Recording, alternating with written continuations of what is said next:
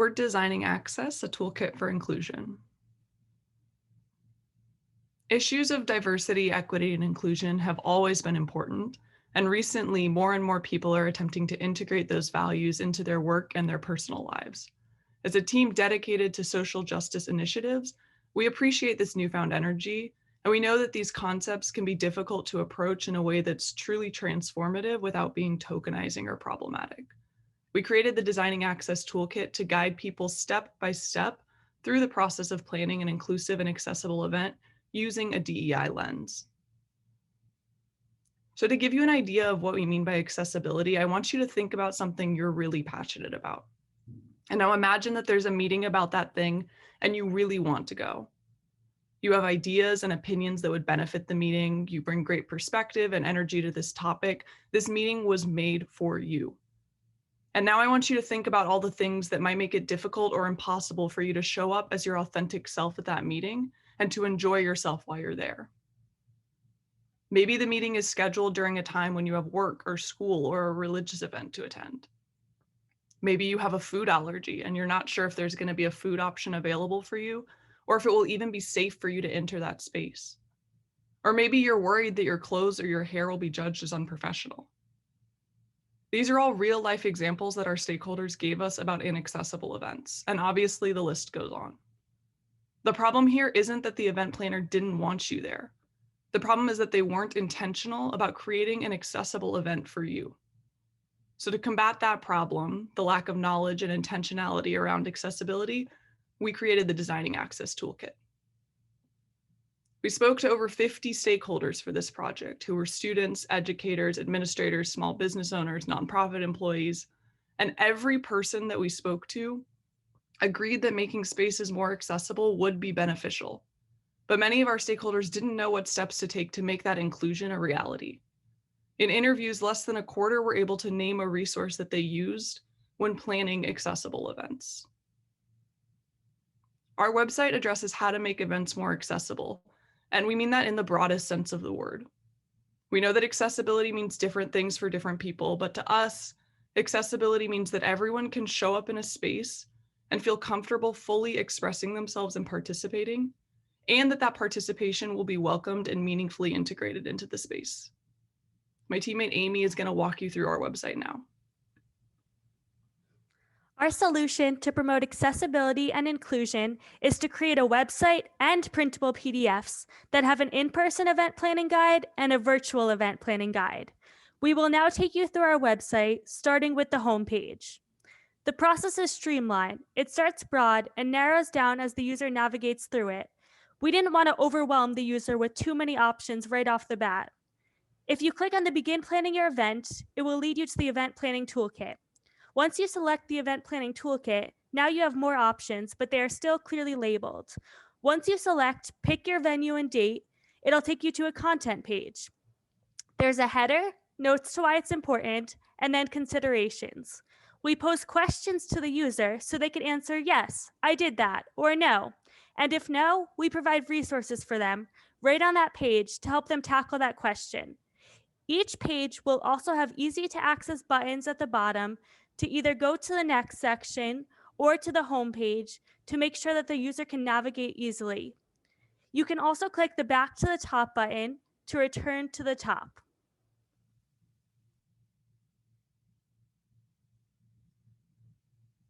So when we started brainstorming this project, we came to the conclusion that accessibility could help literally everyone. And as we started talking to stakeholders, we narrowed our focus a little bit. All of the people that we talked to were in the state of Michigan, and almost all were directly or indirectly related to the university. Next, we considered our capacity as graduate students, and we ended up creating the website that Amy just showed you. So that's where we're at now at step number 3 on this timeline. Going forward, we're planning to pilot the website within the School of Social Work, and hopefully throughout the university as a whole. And then long-term, we're hoping to expand the tool outside of academic spaces, because we truly do believe this is something that everyone could benefit from in every sector, not just education and academia. And as we expand, we're going to reconsider who we can benefit from designing access, and we'll continue on this timeline in a circular pattern. When spaces are truly accessible, better outcomes are a mathematical certainty.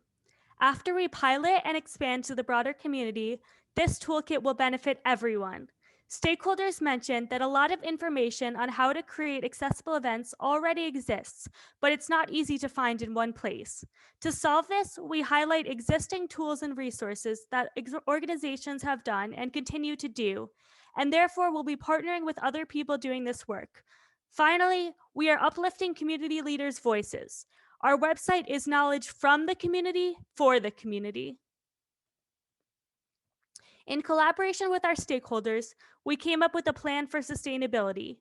We will have space for feedback and resource suggestions, which will allow us to continue to improve and keep the site up to date. This will help cultivate the sense of community ownership of the website. Through crowdfunding, we have the option for users to donate directly to maintaining the toolkit. This will include suggested prices based on the individual's ability to donate.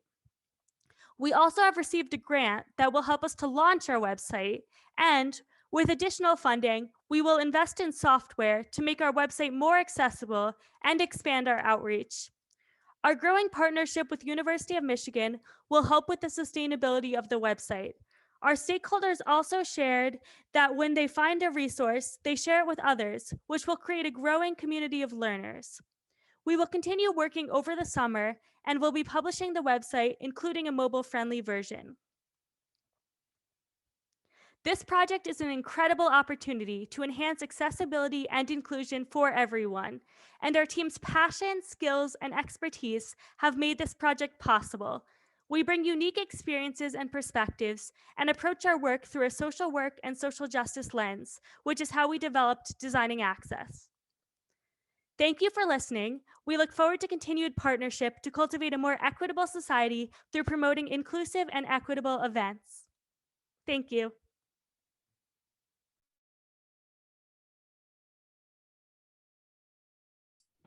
Wow, thank you guys so much. I'm having a hard time not grinning. I'm gonna have you stop sharing your screen so the judges can, you can better interact with the judges. Liz, you wanna go ahead with your first question? Sure, I would love to.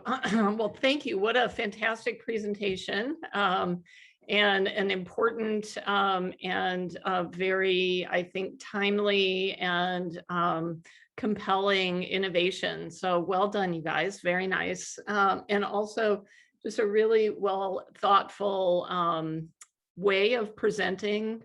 I especially like starting the way that you asked people to put themselves in a position of an attendee at an event and think about what would be some of the concerns and issues that you might face vis-a-vis accessibility. I think you just really emphasize how widespread the issue is by doing that, since I think pretty much anybody could put themselves in that position. So very, very nice. Good job. The one question, I guess I have two questions. I'll start with one and then give Suzy a chance. Maybe she might have a similar question. The main thing is, like, how will you measure your success? So I know, you're sort of early still in development, you're thinking about piloting, but both in the sort of shorter term success in terms of your pilot and then a more medium term success, where would you be to be able to say, yeah, we did that, we really made the impact we wanted to make? So with our pilot, we'll be sending out surveys so people can assess the website and see, is it accessible? Does it meet their needs? Will it fully provide all of the information they need? So that will be how we assess our pilot. And then once we move it onto the community, I believe Wix will give statistics as to how many people have looked at our website. So that will help us to know how we're doing, how many people have access to this. And then we'll also put our event planning toolkit at community centers or places, give it to nonprofits we partnered with, so that they'll be able to show it to people, so we can ask them, like, is this coming in handy? What can we do to improve it? And we will continue to improve it throughout the process. And anyone else can feel free to hop in as well.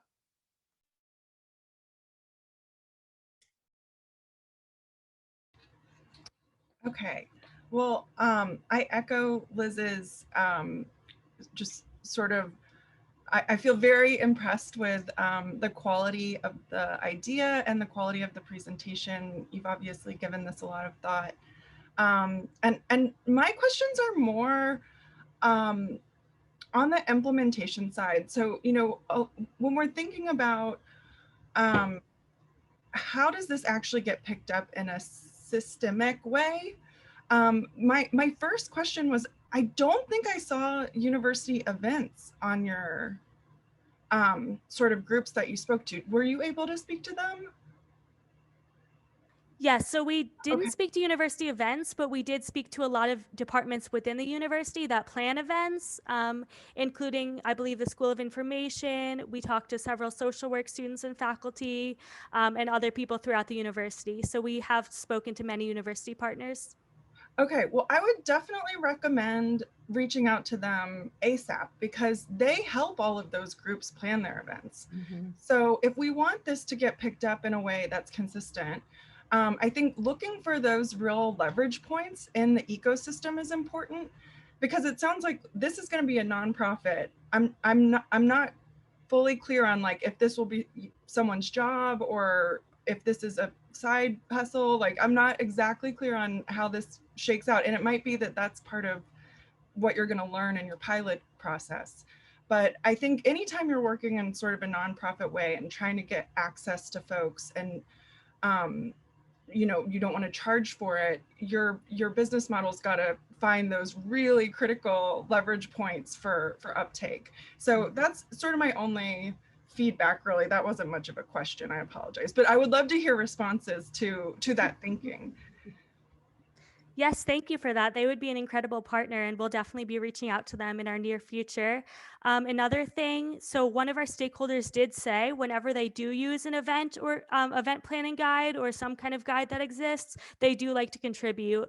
And with the suggested pricing, it'll really make it accessible for everyone. So some people that can contribute, like university members, will be able to contribute, but people that maybe don't have the financial ability to contribute won't feel pressured into contributing.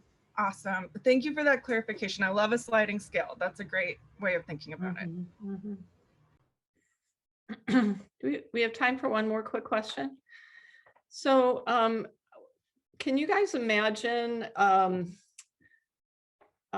so the university ecosystem, I think, makes a lot of sense as your sort of beachhead market and starting to think about, you know, the diversity of users within a university system. What are some of the limitations of starting with that space? In other words, how might you either have, what are the blinders that might have placed on you that you're going to need to be very intentional about not falling into when you start to move out of the university space? I'd say the largest one with like piloting in the university, especially like the University of Michigan, is like the resources that the university has access to. So we are very intentional about our wording on the website, adding like, if this is possible to fund it this way, to make the event planner like not feel bad if that if they cannot fund a certain aspect, to make it inclusive, because our big goal is, yeah, to have a lot of nonprofits use it. And we know these people are probably already overworked and undercompensated for the work that they do. So we don't, we want them to continue using the website, even if they aren't able to make it as fully or make their event fully accessible as they would like to be. But then they can keep it in their mind and then maybe request from their supervisor or boss for like more funding now that they like see that, like the value of adding that. But that, yeah, there is definitely limitations from just piloting in the School of Social Work. So, or just piloting in the university. So we look forward to expanding once we get our feedback from our folks. I would also add, oh, go ahead, Hannah.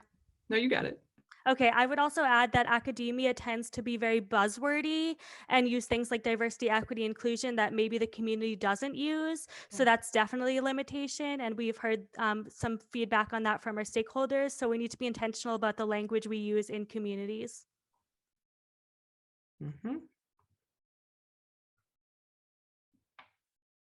I see that was Hannah's question too, so her response too. And I will just add that we were really intentional when we were creating the content of the website to shy away from jargon and from acronyms and things like that. And for the terms that we felt we couldn't change, like we have a section, for example, in accessible language about pronouns. We also have a lot of links in there of like, if you don't know what pronouns are or why they're important or how to use them. Like, here are some links that you can go to kind of self-educate if we can't change that kind of like DEI related jargon.